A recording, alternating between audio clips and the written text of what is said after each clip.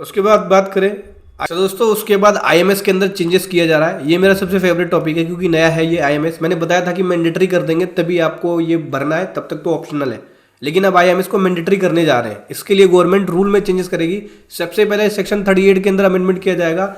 अब 2B जो होगा वो जनरेट होगा आईएमएस के एक्शन के बेसिस पे, यानी आईएमएस मैंडेटरी कर दिया है, जब आईएमएस पे एक्शन लेंगे तब 2B जनरेट होगा, उसके बेसिस पे ही आपको आईटीसी मिलेगा।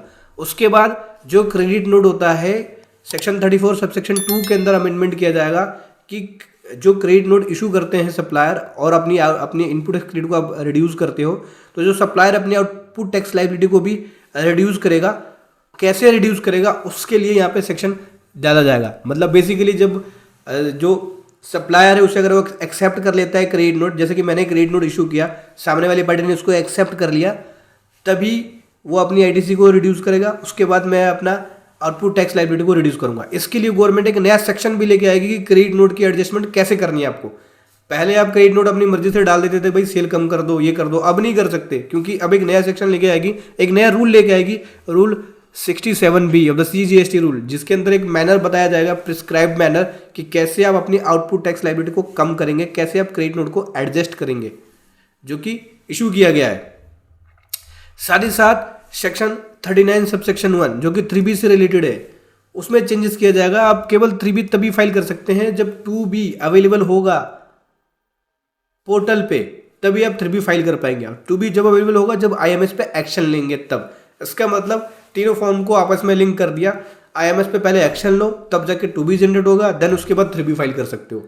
तो ये तीनों फॉर्म को आपस में लिंक करने जा रहे हैं और इससे रिलेटेड चेंजेस देखने को मिलेगा।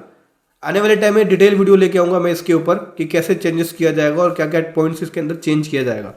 अभी आप शॉर्ट में यही समझो। उसके बाद बात करें तो कुछ और मेजर चेंजेस है, जैसे जीएसटी टैक्स से रिलेटेड है। जीएसटी अपील ट्रिब्यूनल का है वो, यहाँ से उसका जो इंटरनल फंक्शन होगा, कैसे वर्किंग करेगा, उससे रिलेटेड लॉ कमेटी उसको एग्जामिनेशन करेगी और उससे कैसे उस पर वर्किंग होगी, कैसे वो काम करेगा, उससे रिलेटेड है। देखो, कोई भी चेंजेस इसके अंदर काउंसिल ने रिकमेंडेशन दी, ये भी अप्लाई नहीं है, केवल रिकमेंडेशन है काउंसिल के द्वारा। कब अप्लाई होता है ये चेंजेस?